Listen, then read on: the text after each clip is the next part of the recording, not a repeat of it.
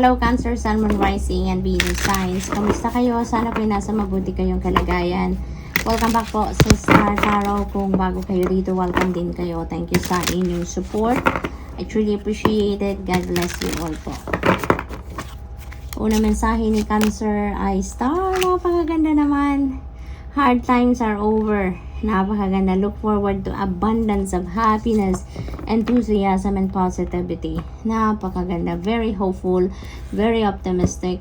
No? Ang hatid na energy ng Star na to sa inyo ngayon. No? Sinasabi na nito na hard times are over. Difficult times are behind you now. So napakaganda kasi this is a new beginning na hinaharap ninyo. Isang positibo, punong-puno ng saya, enthusiasm, positivity, and optimism, no? Ang nandito ang inyong kinakaharap sa ngayon. So this is really beautiful, Cancer. Tapos na, no? Tapos na ang paghihirap, masusolusyonan na mga problema, obstacles, challenges sa buhay. They're all behind you na from here on. Yan ang sinasabi ng Star Energy. At magsisimula na kayong ma-experience isang bagong buhay, isang bagong umaga, punong-puno ng happiness, ng enthusiasm and positivity. We have proposal. Wow, napakaganda. So maybe this is marriage proposal for some of you, no? Maaring marriage proposal to. For others of you naman, maaring ito ay business proposal, no? Maaring may business opportunity din dito na parating sa inyo. Meron mag-o-offer sa inyo ng business partnership, or maaring isang bagong negosyo na pwede ninyong simulan. Sun energy, napakaganda. Meron tayong star, meron tayong sun. Napakaganda.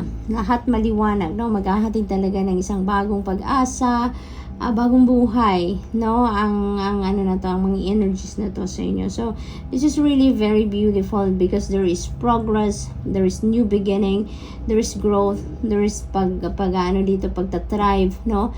This is really, really beautiful energy, Cancer. So, talagang maaring kung ano man ang mga sinimulan na ninyo, no, related sa inyong trabaho siguro, negosyo, relationship, you know, makakaasa siguro kayo na there's going to be some kind of progress and growth, no, at this time. So, napakaganda nito. Panahon nito ng parang springtime, no, sa inyo, no, na panahon ng pag-cultivate, ng pag-nurture ng kung ano man sa buhay ninyo, nang sa gayon,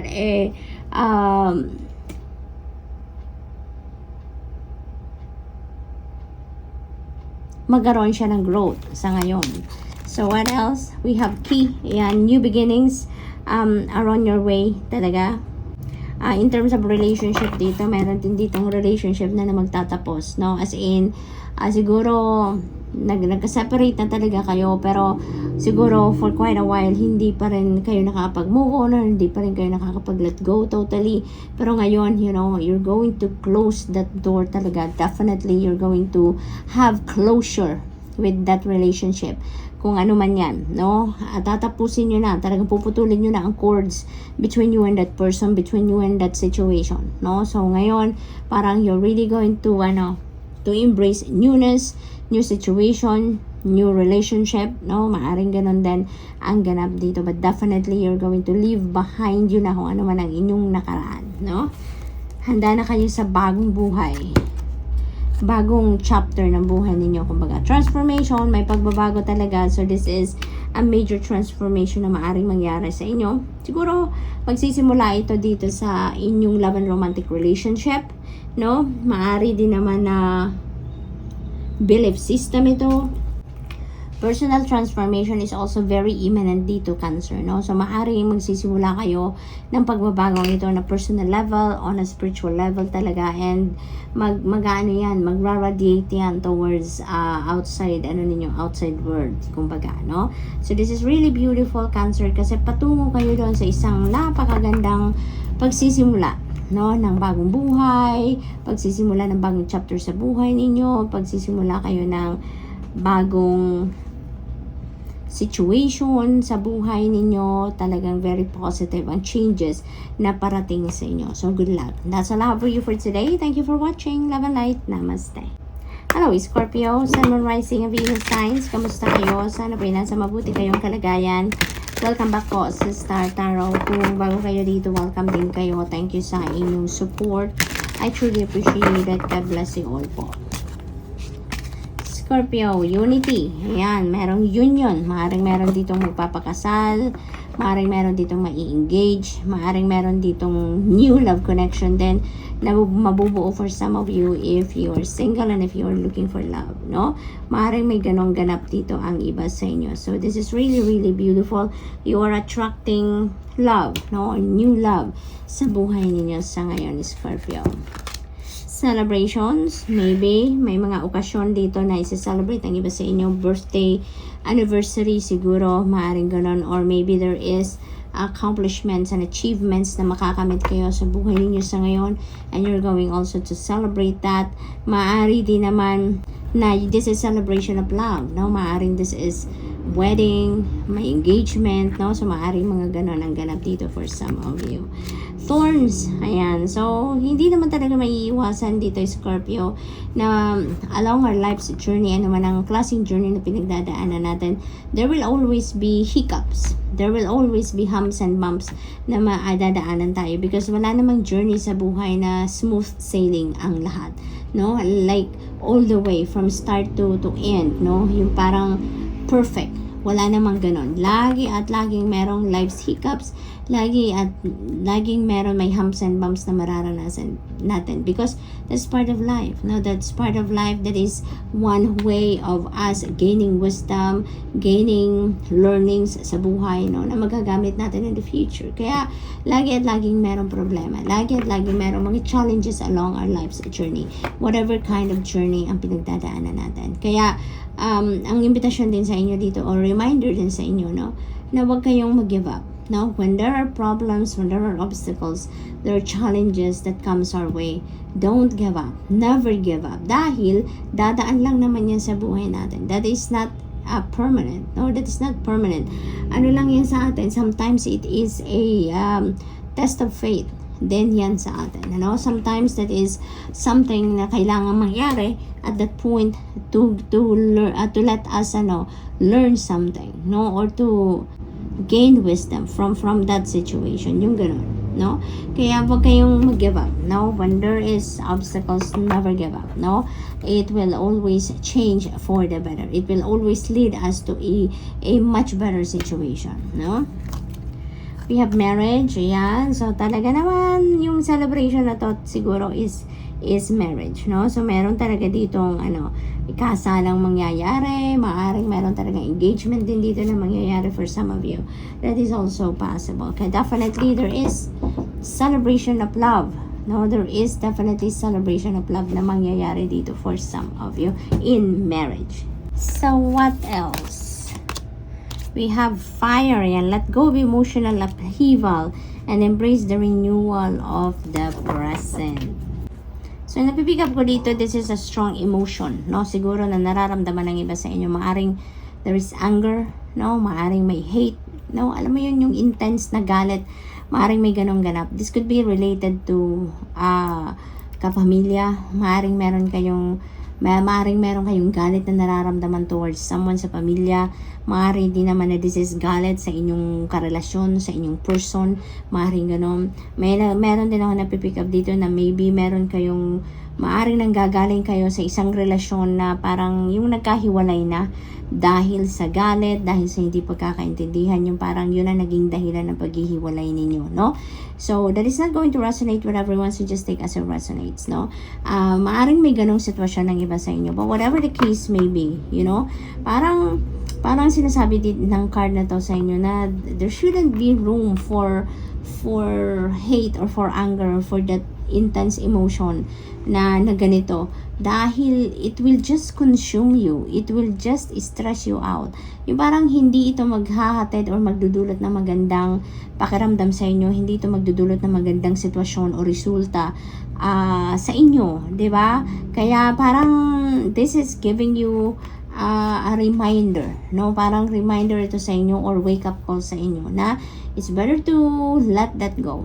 Kung ano man yon na ikinagalit ninyo, you know, maaaring kailangan ninyong, you need to work through your feelings sa ngayon because maybe it's not worth, diba? It's not worth your galit, kung ano man ang sitwasyon na yon. So maybe you just need to calm down, pag-aralan ninyong mabuti ang naging sitwasyon, kasi maaaring bugso lang ng damdamin, 'di ba, ang nangyari, kaya kayo nagalit or kaya meron kayong ikinakagalit, 'di ba, maaaring ganun. So maybe you need to calm down, you need to reflect on the things that been happening, at saka pag-isipan ninyong mabuti ang mga nangyari, kasi maaaring may pride na lang dyan, no? Maaaring meron na lang dyan na mga bagay na hindi ninyo nabibigyan ng pansin, hindi ninyo naiisip ang magandang gawin siguro, kaya kailangan niyo siguro na mag-reflect, no, para nang sa gayon baka mapag-isipan ninyo or realize ninyo na maybe yung galit ninyo is hindi naman worth it, kumbaga, di ba, yung mga ganon. So you may need to reflect on things, because maybe you will end up realizing dito na kailangan na lang ninyong palampasin ito. You need to let it go para din sa inyong katahimikan, para din sa inyong peace of mind, para din sa ikakaluwag ng inyong damdamin, diba? So good luck, Scorpio. That's all I have for you for today. Thank you for watching. Love and light. Namaste. Hello Pisces, Sun, Moon, Rising, and Venus signs. Kamusta kayo? Sana po nasa mabuti kayong kalagayan. Welcome back po sa Star Tarot. Kung bago kayo dito, welcome din kayo. Thank you sa inyong support. I truly appreciate it. God bless you all po. Tingnan natin ang mga messages ninyo for today. Pisces, po na mensahe po ninyo ay plane. May travel dito. May napipintong travel ang iba sa inyo dito. This could be a long distance travel. This could be an international travel as well, no? For others of you, maaaring you have too much on your plate, no? Ngayon at marami kayong pinag-iisipan, malalim ang iniisip, or malayo ang nararating ng inyong diwa, kumbaga. So maaaring ganun din ang ganap. This could be mental travel, no? Maaari din naman na yung pinag-iisipan ninyo dito is regarding pagbabiyahe. Maaari din na nag-iisip kayo ng itinerary ninyo. Maaaring yun din ang pinag-iisipan ninyo sa ngayon. Unicorn, ayan, success, hope, freedom, healing, and magic are all available to you if you just believe. Diba? Kapag naniniwala tayo, tulad ng mga miracles, may kasabihan na if you believe in miracles, miracles do happen. Diba? Kaya kung naniniwala kayo na you are entitled also for success, for hope, for freedom, for healing, for magical moments and magical events na mangyayari sa buhay ninyo, yan na yan talagang, yan ang mamamanifest ninyo sa buhay ninyo. Pag naniniwala kayo na you're entitled for something, no? Yan ang mamamagnetize ninyo towards you. At yun din ang sinasabi nito sa inyo, no? We have Phoenix. Napakaganda. You are rising above your situation sa ngayon, Pisces. If you are experiencing life's hiccups, may mga challenges sa buhay, obstacles na nararanasan or na-encounter kayo sa ngayon, sinasabi ng card na to na you are going to rise above that, no? Kaya maging prepared kayo, no, sa pagbabago. Maging prepared kayo sa transition na mangyayari sa buhay ninyo, kasi malalampasan nyo na kung ano man ang mga pagsubok sa buhay ninyo, kung ano man ang mga challenges na na-encounter nyo sa ngayon. Now is the period wherein you are going to rise above your situation and you are entering a new phase in your life, no? Malalampasan nyo na ang life's difficulty na ito, and you are going to rise above your tribulations. Magtatagumpay na kayo. Lion, taking charge, no? You are taking charge sa ngayon. So maybe ang iba sa inyo dito, in the past, you allowed other people to run your life. You allowed other people to dictate you kung ano ang kailangan ninyong gawin. Kung maring ibang taong nagdedesisyon para sa sarili ninyo, yung mga ganon. But now, you are taking charge of your life. You are taking charge of yourself sa ngayon, ano? Parang you're going to reclaim your freedom. You're going to reclaim your power, your personal power dito sa ngayon. So, that's really beautiful. We have Eagle. Ayan. So, you will soar towards your destiny with greater clarity and strength. Kasi ngayon parang mas malinaw na sa isip ninyo. Mas malinaw na ang inyong direction. Parang you have a clear direction na ngayon. Siguro nakikita nyo na ngayon kung saan ang dapat na patunguhan ninyo, kung alin yung path na dapat ninyong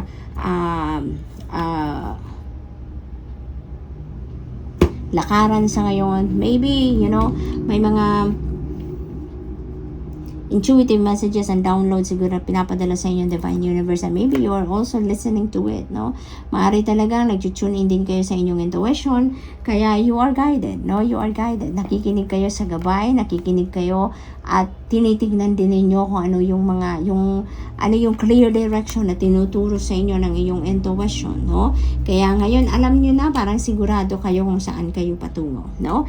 And where you are heading now, it feels like it is in alignment with your destiny, no? Maaring nararamdaman nyo talaga din yan na you are heading towards your destiny ngayon. So that's all I have for you for today. Thank you for watching. Love and light. Namaste.